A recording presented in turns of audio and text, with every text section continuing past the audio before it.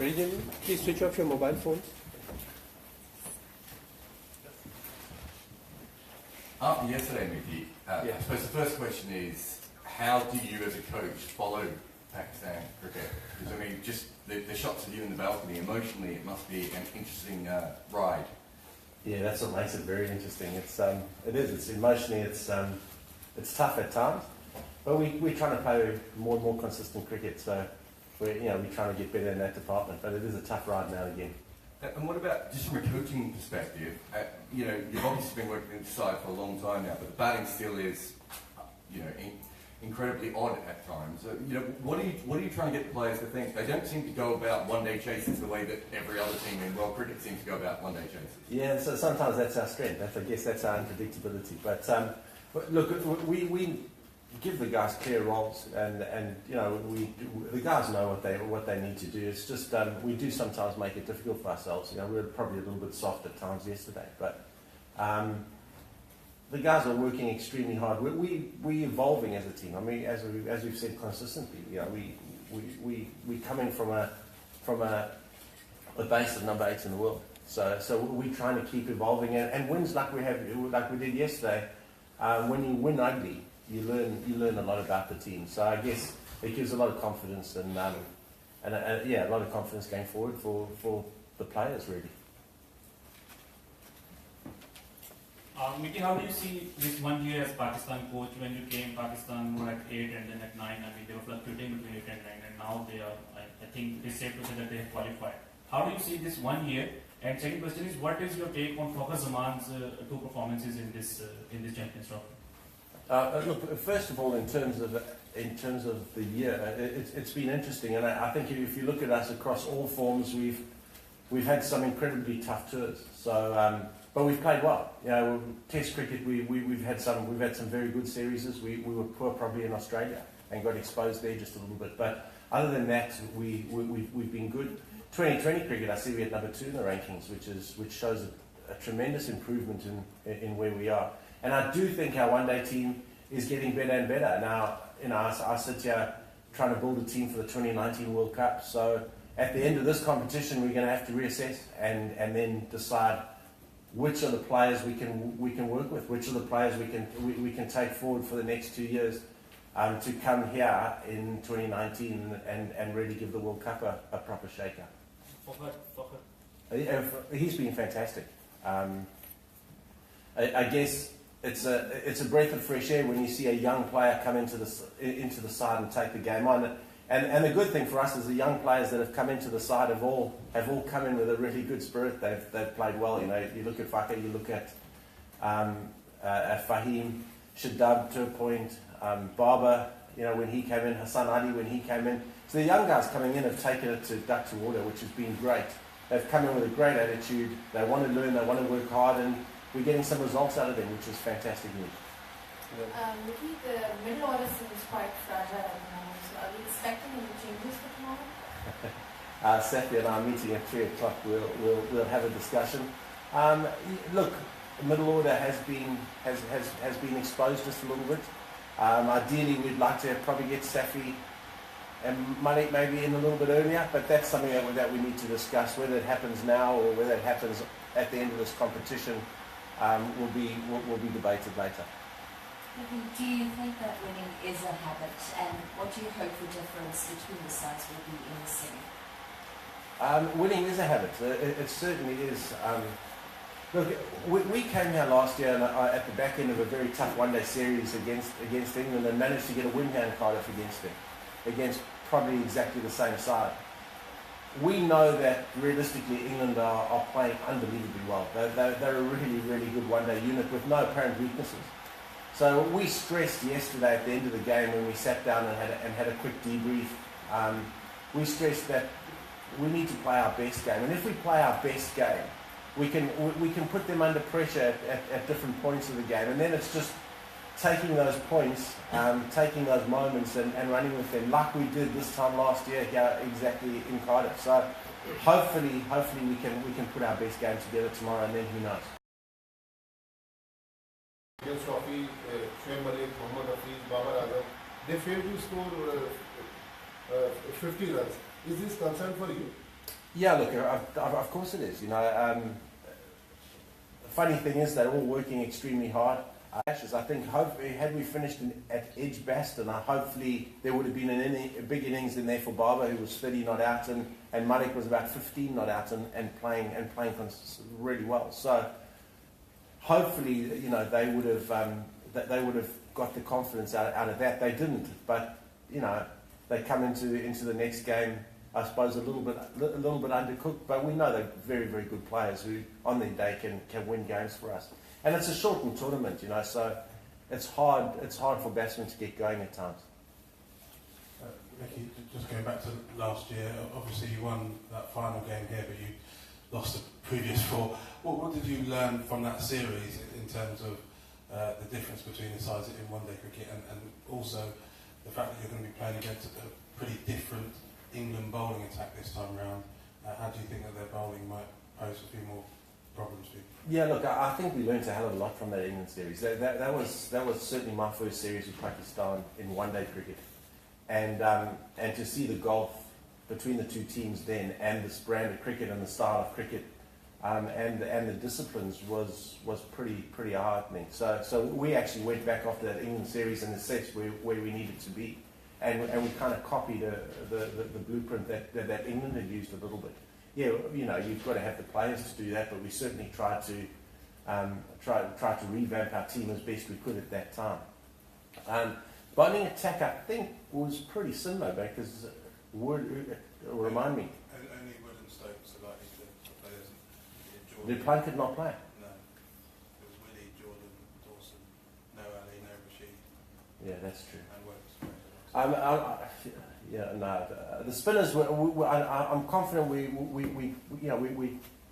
touch wood, play spin particularly quite well. It was good to see Wood last year. We'll be fine. You know, we'll be fine. I'm certainly not going to go back to the players and we'll have our team meeting tonight. We'll be okay. Thanks. Yeah, the other day, Mohammed Hafiz said he loved the fact that Pakistan was such an unpredictable side.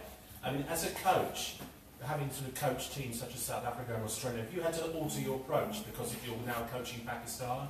Or have the players had to alter theirs because you're now their coach? Which sort of players it gone? Well, I've just been buying a lot more chill balls. No, it's I don't want us to be unpredictable. As a head coach, you want the team to have structure. You want the consistency levels to be good. Unpredictability as a coaching staff, we don't like. We'd like us to do the basics a hell of a lot better, day in and day out, and that's what we train for every day. So we're getting better. We're making strides in that area. So hopefully, we can, as I said, if we can put our best game forward tomorrow and do the basics really well, we give ourselves a chance.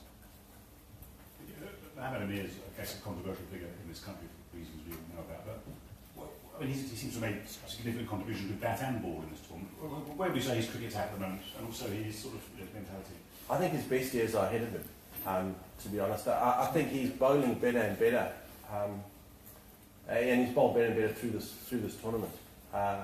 When he gets the ball to swing, he's a difficult customer. He realised yesterday pretty early it wasn't swinging and pulled his lengths back and bowled with a fair amount of pace.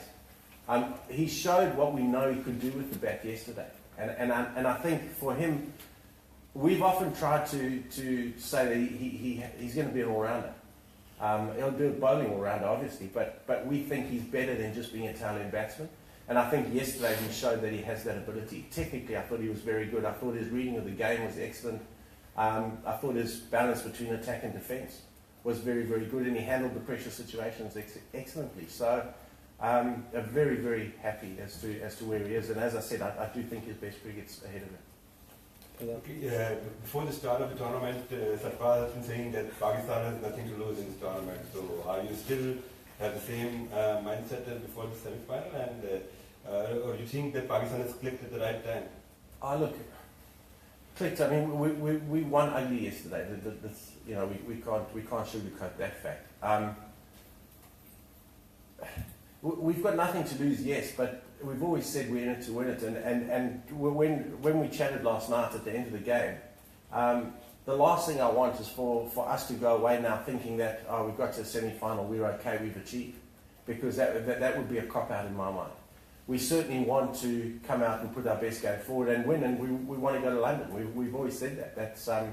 That's been our mantra right from the start of this competition. We didn't get to London. We were in Birmingham, we come to Cardiff. We want to end up in London, and that's something that we've spoken about. It's something that we've worked at, and again, we certainly didn't want to be just making up the numbers in this competition, and we've shown that we weren't. Now we need to go one step further more and never be satisfied. You know, that's a mantra of ours. We want to keep improving every day. Mickey, after just one defeat, all sorts of verdicts come out. Sack the coach, sack the captain, and blah blah. Overhauling. Is it discouraging for the team and the management? No, we're used to be honest. That happens anywhere in any country. More so in Pakistan, I've got to be honest. They're very quick to judge, but. No, I mean that's part of the course. That's just what happens, and you just hope that there's some sense with the powers that be who know the journey you're on, because there is a lot of stuff written that is so far from the truth that it's frightening sometimes. You spoke about shaking up the World Cup, but do you feel you've shaken up this tournament with the way that you've performed so far, and also, even though you say your expectations have risen, the pressure, do you think that's more on England as tournament hosts and probably favourites? Yeah, look, but I think it's something that England play well with. I think England they've evolved into a magnificent side over the last couple of years in one-day cricket. They really have, and we've watched them closely. We probably have. Again, we were written off totally, and probably rightly so, after the Indian clash, because we were shambolic. We were terrible there. But it's just shown that the resolve that the players have had, and certainly the belief that myself as coach has had in our boys. I'm incredibly proud of how we pulled ourselves off the canvas after India. And I'm incredibly proud of some of the honest discussions that we've had as a unit and as a team. Because that, for me, has shown maturity beyond the years of the team, and that stands us in good stead going forward. I've always said, when you can sit in a dressing room and have the mature conversations, your team is evolving. A year ago, we could not have mature conversations in the dressing room. We're now having mature conversations where players are looking at their performance and judging themselves without fear of any recrimination. I think when you can do that, the team is in a good place. And we had a couple of those after the Indian game, and to see the guys, see how they've come back, and I sit here incredibly proud of every one of those guys in the dressing room, because I know how hard they've worked, and I know how hard they and how hurt they were after that Indian clash, and for them to have come back and dusted themselves off is a really good effort. Last question. I just wonder whether you have any thoughts on the change or potential change at the top of the order for England, with Johnny Bairstow replacing Jason Roy, and your potential plans. Is that happening? We expect so. Potential plans for both of those players in place? They're both good players. I was particularly worried. We had a discussion on the bus this morning. I was particularly worried that Roy hadn't fired yet, because I think he's very close to something quite good. So if he's not playing, that wouldn't be too bad. But it's a bit of mind games there, isn't it? Bit of mind games? No, I never use mind games. So look, Bairstow's a great player. Bairstow came off the canvas against us last year at Heading. He wasn't supposed to play half an hour before the game. Got roped in for Butler and got man of the match. So they're incredible performance. The only thing I will say, I know Bairstow's opened at county level. He's never done it internationally, and I think that's a different ballgame. Okay. Thank you. Thanks.